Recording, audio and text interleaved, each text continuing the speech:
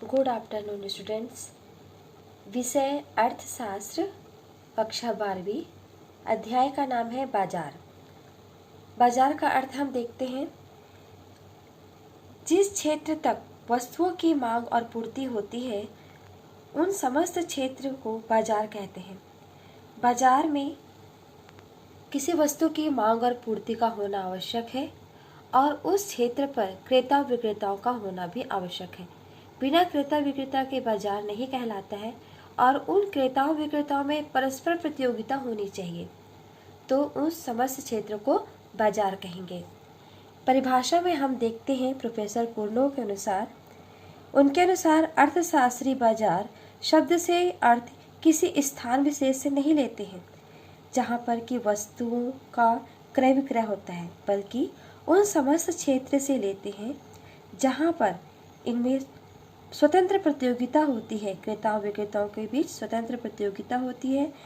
उस वस्तु की कीमत की प्रवृत्ति, सुगमता और शीघ्रता से एक समान होने की स्थिति पाई जाती है, अर्थात वस्तु की कीमतें एक समान होती है।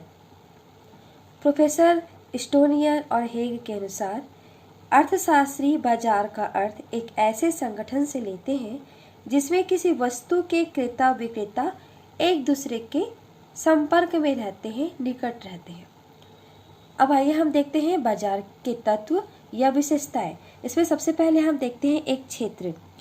बाजार में एक क्षेत्र विशेष का होना आवश्यक है जहाँ पे वस्तुओं के क्रेता विक्रेता होते हैं, मांग और पूर्ति होती है।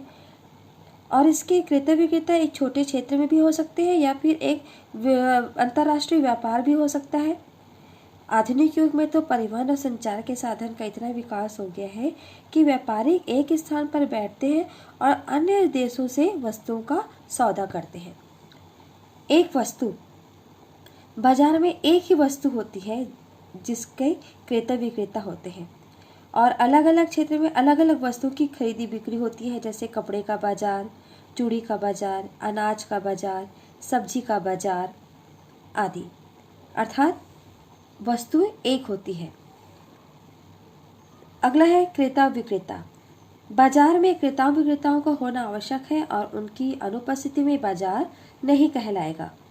फिर है उसमें स्वतंत्र प्रतियोगिता होनी चाहिए। जो क्रेता विक्रेता हैं उनमें आपस में कोई संबंध नहीं होना चाहिए, कोई रिश्तेदारी नहीं होनी चाहिए, कोई समझौता नहीं होना चाहिए, बिल्कुल स्वतंत्र प्रतियोगिता होनी चाहिए। अब अंतिम में है एक मूल्य। वस्तु की कीमत एक होती है, उसका मूल्य एक होता है। जब क्रेताओं विक्रेताओं में स्वतंत्र प्रतियोगिता होती है तो समस्त क्षेत्र में वस्तुओं का मूल्य एक समान हो जाता है। एक मूल्य बाजार की मुख्य विशेषता मानी जाती है।